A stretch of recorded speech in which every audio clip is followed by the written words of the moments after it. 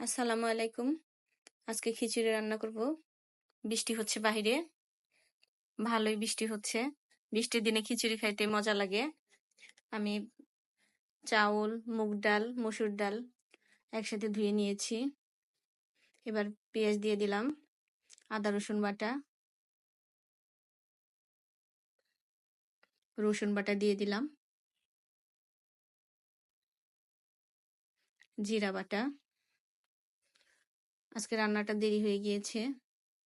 ব্লেন্ডারটা নষ্ট হয়ে গেছে, এর জন্য পাটায় পিষে নিয়েছি। আদা, রসুন, জিরা, লবণ স্বাদ মতো দিয়ে দিলাম, ধনিয়া গুঁড়া,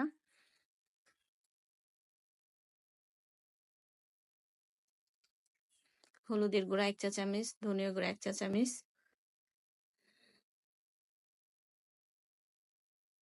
মরিচের গুঁড়া 1 চা চামচ।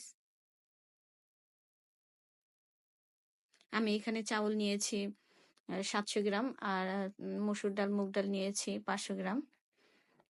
পেঁয়াজ কুচি নিয়েছি 250 গ্রাম। এবার এটাকে আমি তেল দিয়ে ভালো করে মিশিয়ে নিব। দেখতে পাচ্ছেন মিশানো শেষ। এবার পানিটা দিয়ে দিব। আগে মাঝে মাঝে বৃষ্টি আসলে খিচুড়ি রান্না করতাম, এখন বেশি রান্না করি না। আমার ছেলেটা খিচুড়ি খাইতে চায় না, এর জন্য কম রান্না করি। তো ইমরান আসছে, বললো খালামণি খিচুড়ি খাবো, এর জন্য খিচুড়ি রান্না করা।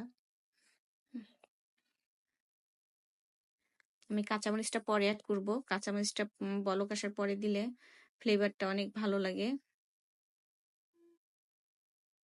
মরিচটা একটু কাঁচা কাঁচা থাকে।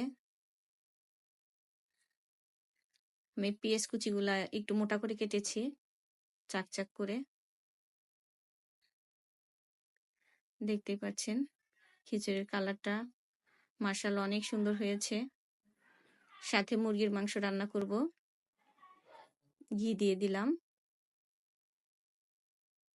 এবার এটাকে আমি একটু নাড়াচাড়া করে ঢেকে দিব। এই পাশে মুরগির মাংসটা বসিয়ে দিয়েছি, 2-1টা আলু দিয়েছি। আমাদের আরেকজন আবার মুরগির মাংস খায় না, আলু খায়, এর জন্য আলু দিয়েছি। বৃষ্টি হচ্ছে বাইরে, দেখতেই পাচ্ছেন। আলহামদুলিল্লাহ, আমার খিচুড়িটা রান্না শেষ। এভাবে রান্না করে দেখবেন, দুর্দান্ত স্বাদের খিচুড়ি হবে। খেয়ে বলবেন যে মনে হয় রেস্টুরেন্টের মতো রান্না হয়েছে।